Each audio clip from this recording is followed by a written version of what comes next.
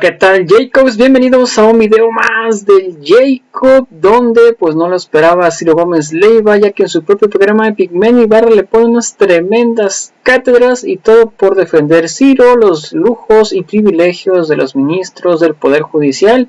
Increíble, pero cierto. Así que pues bueno, ahí estaba prácticamente el mismísimo Ciro Gómez Leiva defendiendo como siempre, pero no esperaba que Epic Man Ibarra se la metiera prácticamente doblada al mismísimo Ciro Gómez Leiva en su propio programa, ya que pues al parecer, como dijo AMLO en la mañanera, están repartiendo el chayo los mismos del Poder Judicial a todos los medios de comunicación que al parecer los tienen a su disposición, y todo por lo que se viene desencadenando de esta campaña en contra del presidente y a favor del Poder Judicial, ya que pues esto lo llevaron al programa Ciro Gómez Leiva, donde pensaba que se iba a salir con la suya, pero resultó que no fue así y todo prácticamente terminó así, de esta manera. Qué trágico lo que sucede. Llueve sobre mojado en Guerrero y bueno, mi solidaridad con todos los que están allá y con todas las que están allá en este momento tan duro. Que se pierdan las comunicaciones habla de un golpe brutal. La parquedad del presidente, el hecho de que hable de la incomunicación del Estado, de que salen todos los secretarios de defensa, de marina, de seguridad para allá, que haya retrasado media hora la conferencia, nos habla precisamente de la magnitud de este golpe de la naturaleza. Supongo que el Estado mexicano, las Fuerzas Armadas tienen otras formas de comunicarse con la Ciudad de México, que va más allá del sistema de telefonía celular, telefonía satelital. Supongo que tienen otra forma de comunicación. Esto debe estar afectando comunicaciones lineales, no lineales, satelitales, pero evidentemente la Sedena y la Marina deben tener otras formas con satélites estos de baja órbita, los de Starlink, que puede establecer comunicación más rápido, pero debe estar todo eso dedicado a la coordinación operativa, porque desde ayer el presidente anunciaba que había que estar prevenidos, pero entró antes de tiempo. Eso se esperaba en la madrugada y entró el golpe, el ramalazo fue más temprano. Entonces, 4 o 5 horas antes de lo que se calculaba, de lo que el servicio meteorológico calculaba, ¿no? En fin, ojalá y no se pierdan vidas, y ojalá y los daños materiales no sean demasiado graves. Bueno, pues esperemos, ¿no? Tenemos equipo en camino, difícil, sociales, grupos políticos, partidos, defensores rápidamente suelen estar atentos a este programa. Tampoco hemos podido tener la comunicación, entonces pues en eso estamos. Hablar de otra cosa frente a este hecho, ¿no? Frente a esta tragedia que esperemos, insisto, que no afecte a seres humanos. Yo lo que hago fundamentalmente, muy seriamente, además el análisis social, y que estableció un criterio que a mí me pareció muy importante, el del asesinato de la imaginación.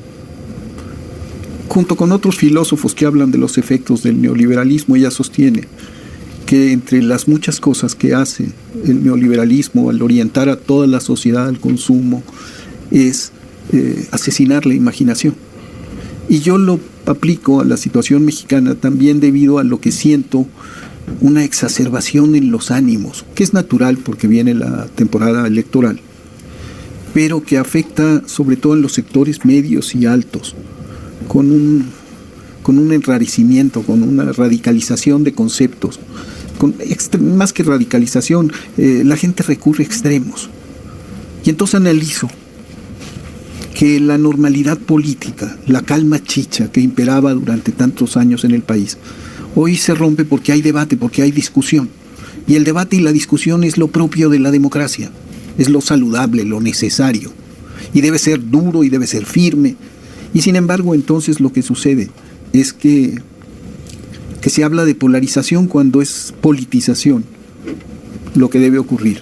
Y que el resultado de la politización, y vemos los ejercicios parlamentarios, por ejemplo, en Gran Bretaña, la manera en que se enfrentan los partidos, en que se debaten los asuntos en el Parlamento y se debaten en la prensa, y considero que eso es lo saludable. Y culmino la reflexión diciendo que esta afectación a la imaginación, esta muerte de la imaginación, que nos impide concebir, analizar bien la realidad, hace que en la derecha la gente se afecte a mentiras. México está siendo destruido, es un gobierno autoritario, por un lado. Y por el otro lado, en la izquierda, no haya un esfuerzo demasiado consistente y serio para teorizar, para contar esta transformación. ¿Cuál es el resultado? Hay una cosa que está imperando. En la derecha, muchos saben que perdieron su realidad. En la izquierda, muchos creen que perdieron sus sueños. Bueno, hacemos una pausa y continuamos con Epigmenio Ibarra y atentos a la información que podamos generar, porque por lo visto no va a salir mucha información de otro lado. Ojalá tengamos la capacidad de generar algo de información sobre la situación en Acapulco. Son las 8:20, volvemos.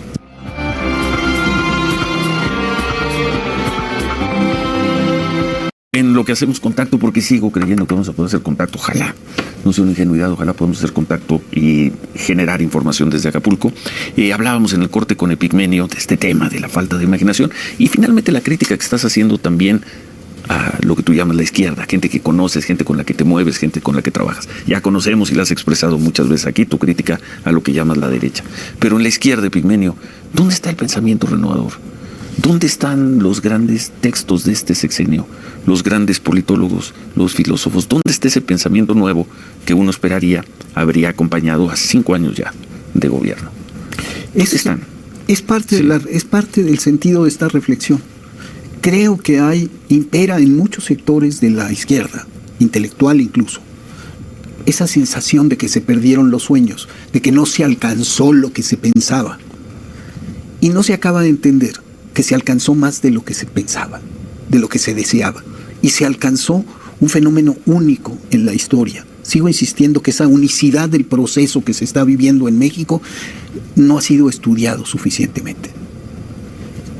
Toda transformación es una revolución. Sí, pero esta es pacífica, esta es democrática. Lo has dicho muchas veces. Esta se juega la vida en las urnas. Eso no sucede. Las revoluciones llegan al poder para no soltarlo. Esta revolución llega al poder y lo primero que hace es revocación de mandato. Y lo segundo que hace es proceso sucesorio, encuestas. En todos los órdenes. Que la gente decida. Es devolverle a la gente el poder. Y nos falta un ejercicio de imaginación para el análisis. Cuando dices nos, ¿te refieres a qué grupo de pensamiento, a qué corriente, a qué personas, a qué filósofo, a qué sociólogo, a qué analista? Me refiero a quienes estamos comprometidos por un lado con la transformación, a quienes quieren derrotar a la transformación. Tampoco el pensamiento... Pues te decía, concentrándonos en lo que llamas la izquierda. Lo otro ya conocemos tu crítica, pues. Pero aquí en el caso de la izquierda, ¿quiénes son esas plumas, esos centros de pensamiento que pudieron haber generado quizá más conocimiento, más imaginación sociológica, Stuart Mills, lo que quieras, para no ponernos muy Facultad de Ciencias Políticas? ¿Quiénes son? Y en todo caso, quizá no hicieron un trabajo que correspondía al momento, según lo que tú dices.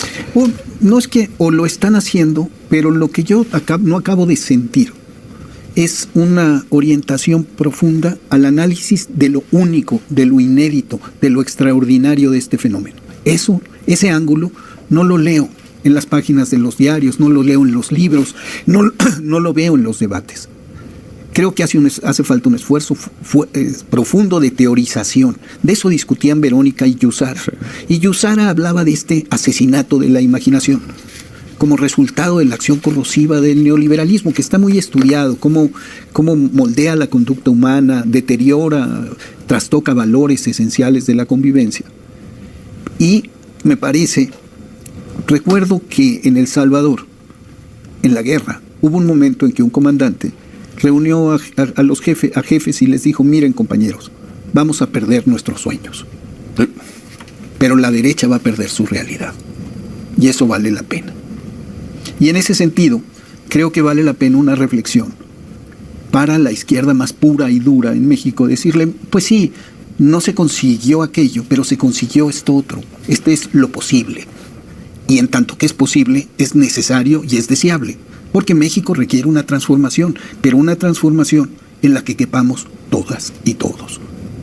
Esa amplitud esa amplitud, nace de la consulta, del entendimiento de la diversidad del pueblo, al que no le puedes poner camisas ideológicas de fuerza, camisas de fuerza ideológicas.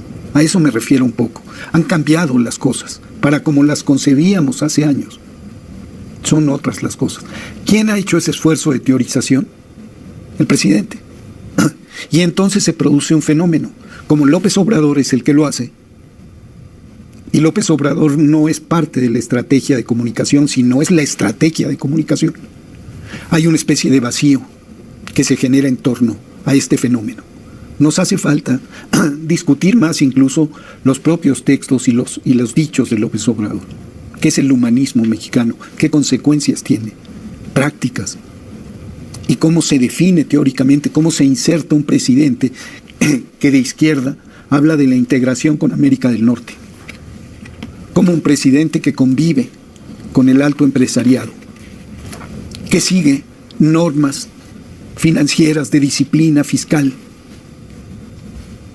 O sea, no es un presidente de la izquierda típica, ni hace lo que se espera, pero que por el otro lado concentra una parte importantísima del presupuesto en los programas del bienestar y baña con esos recursos amplísimos sectores de la población.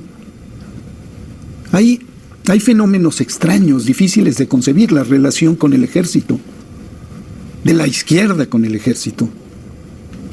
Un ejército que no fue derrotado, que no fue aniquilado, porque hace falta una reflexión. Sí hay una revolución, pero no asaltamos el Palacio de Invierno, ganamos una elección. Es decir, estamos en manos del pueblo, que puede cambiar de parecer si no le cumples. Es la democracia, y una democracia que implica un debate recio. Y se genera una actitud de que cuando hablas desde una perspectiva, por ejemplo, del Poder Judicial, se exacerban todos los comentarios, por ejemplo, en Twitter, que yo sé cómo es, pero hay que entenderlo. Y en la calle se vuelve un debate con ciertos sectores demasiado recio. No, y mira lo que está pasando, por ejemplo, en el Poder Judicial. Ayer, como se diría, o se decía en la izquierda, las bases terminaron rebasando a la dirigencia del sindicato. El sindicato quería terminar el paro y terminaron votando por extender el paro de labores los trabajadores del Poder Judicial, cuando menos hasta el domingo, porque son los trabajadores los que creen o los que están convencidos de que la extinción de fideicomisos los va a afectar a ellos. Ayer se rebasaron bases, anoche se rebasaron bases en ese sindicato. Interesante, vamos a ver cuál es el desenlace. Vamos a ver cuál es el desenlace. A mí lo que me parece saludable... Se rebasaron dirigencias, perdón, las bases rebasaron a las dirigencias. Lo que me parece muy saludable es que todo esto se ventile abiertamente. Sí. Ya hay muchas buenas conciencias ofendidas. En eso hemos estado de acuerdo siempre. Sí, pero hay... Por cierto, nos acusan que ya no hemos polemizado tanto. Ya habrá un tema. ¿Ya habrá cuándo? Hace 2 semanas, sí. Hace como 4. Sí. Tenemos que hacer una pausa al regresar. Concluimos esta conversación con Epigmenio. Vamos a ver cómo están las cosas en el Poder Judicial. ¿Regresaron o no? Es una mayoría de trabajadores los que paró o están regresando. Y insistimos en tratar de generar señal desde el punto. Miriam Moreno, en el Palacio de Justicia Federal. ¿Pararon o no pararon los trabajadores? Buen día. Ciro, ¿qué tal? Buenos días. Pues mira, los trabajadores se reunieron aquí en las puertas de Palacio de Justicia. Hay trabajadores que llegaron desde las 7 de la mañana y por supuesto ingresaron a laborar, y otros se quedaron aquí afuera para ver cuál va a ser su plan de acción. Porque ese comunicado que emitió anoche el sindicato, dicen los trabajadores, es ambiguo. O sea, mantienen el paro y quien quiera se integra a trabajar, es una total ambigüedad. Ellos van por la definición, si continúan con el paro total o ya se ingresan a trabajar. Van a decidirlo, están en una asamblea, van a hablar obviamente los sindicatos y los trabajadores para llegar a un acuerdo, por lo menos aquí en el Palacio de Justicia de San Lázaro. ¿Qué información tenemos de otras sedes, Ciro? Por ejemplo, en Torre Prisma, que está al sur de la ciudad, sí. Ahí nos reportan que el ingreso está normal, los trabajadores están entrando. Están entrando a trabajar, sí están trabajando. Sí, entraron ya a trabajar. Las labores empiezan formalmente a las 9 de la mañana.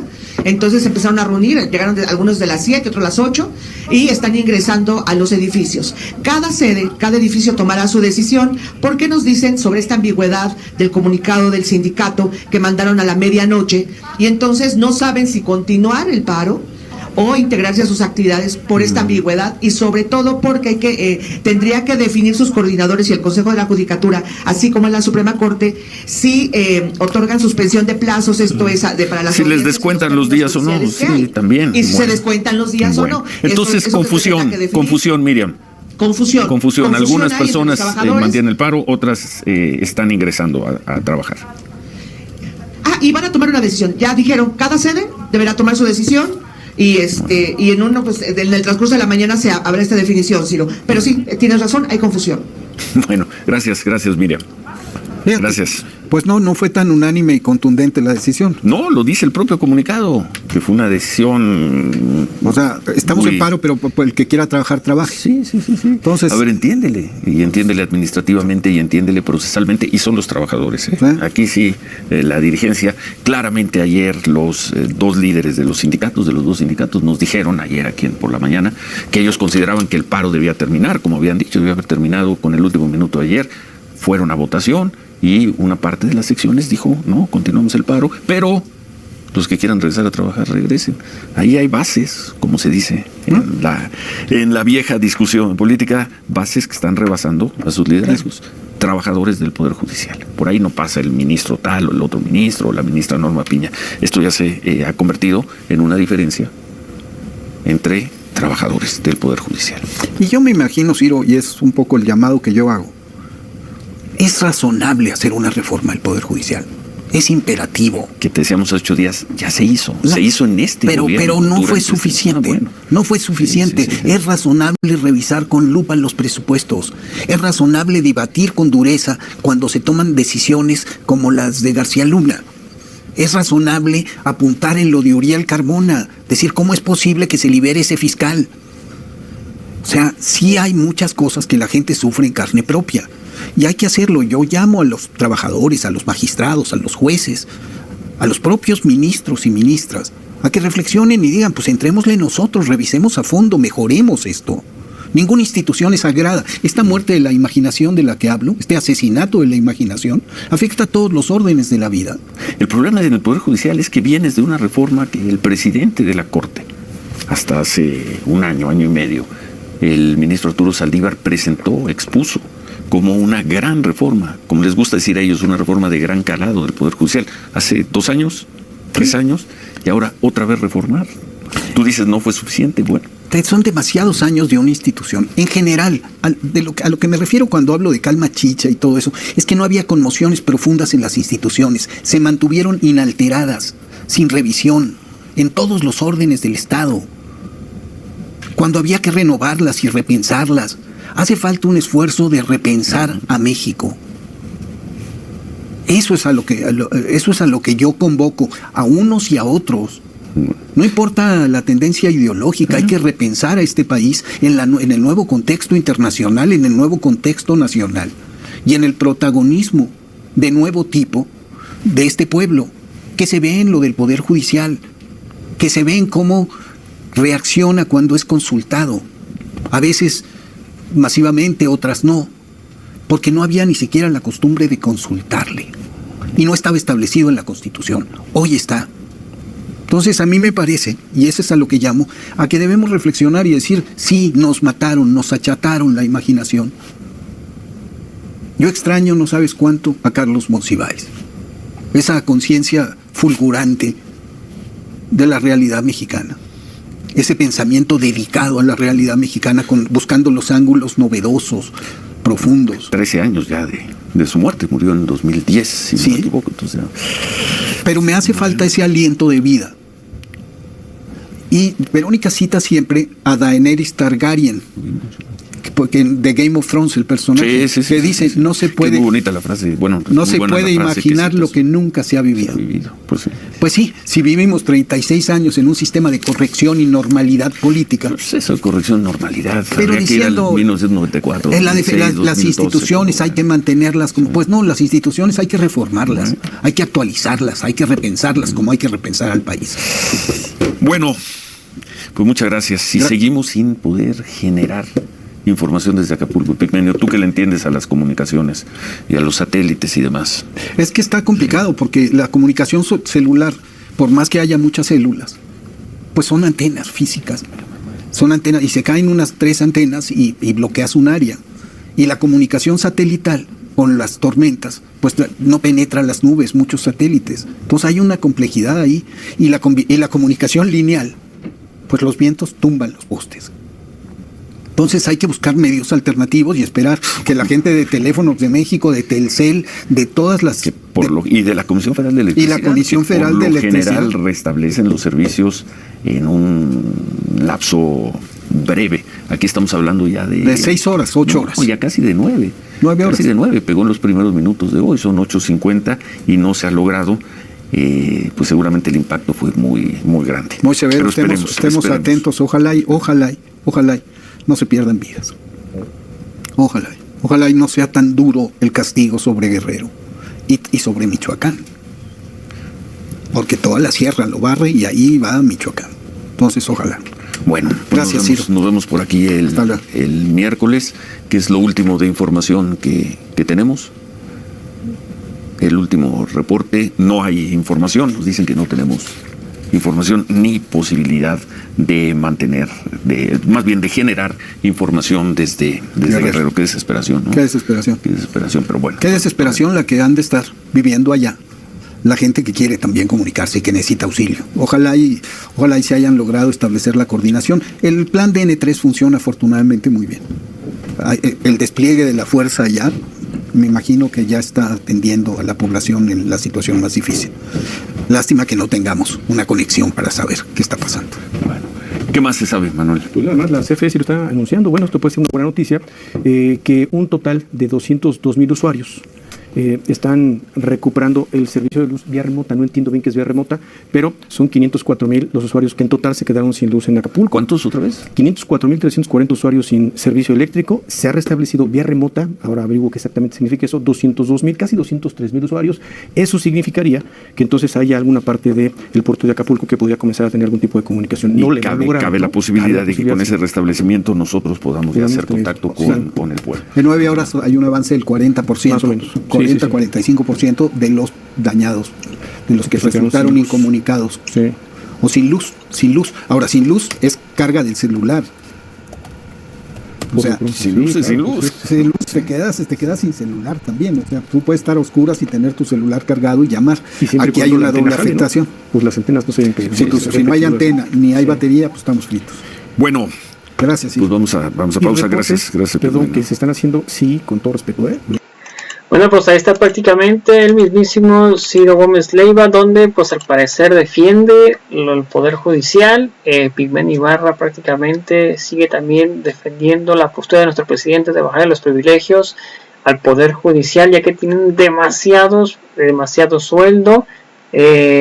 Trabajan prácticamente para los delincuentes, los sueltan, si tienes dinero pagas y te sueltan a pesar de que seas responsable o seas culpable de altos delitos, y por eso es que también nuestro presidente en la mañana prácticamente estalló en contra de ellos.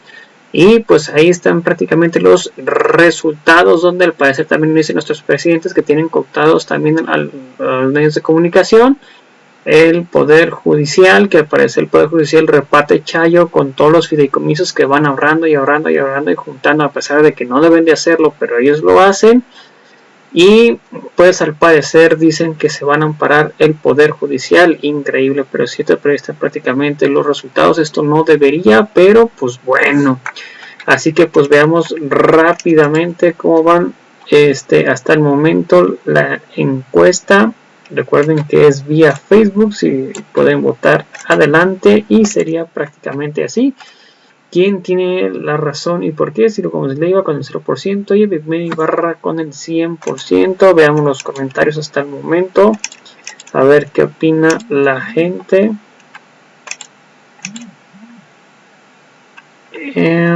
Isabel OEG, saludos. Dice Leonardo Hurtado, buenas noches amigo, buenas noches. Leonardo Loco Artea, saludos. Isabel OEG, saludos. Ramiro García, saludos. Súper preparado, Pigmen, completamente de acuerdo. Ramiro García, y Ciro también está preparado, pero vendido. Él tiene que seguir atacando. Se acaba el moche, de donde venga lo demás. Loren Ramírez, saludos. Mis respetos para el señor Pigmen Ibarra. un señor preparadísimo, completamente de acuerdo. Y pues bueno, a toda la audiencia, muchas gracias por ver el video. Recuerda, si puedes apoyar con un like en la página de Facebook, la suscripción en la de YouTube, si puedes comentar y compartir este video para que muchas más personas nos vean, sería completamente fantástico. A toda la audiencia, gracias por ver el video. Recuerden, los invitamos a nuestro siguiente video. Hasta la próxima, bye, suscríbete al video y comentar, compartir y difundir para que muchas más personas nos vean. Hasta la próxima.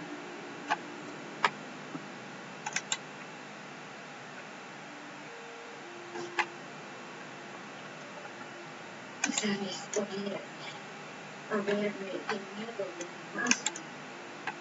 Ya podía mirar y prometo que contestaría. Bueno, pero quería la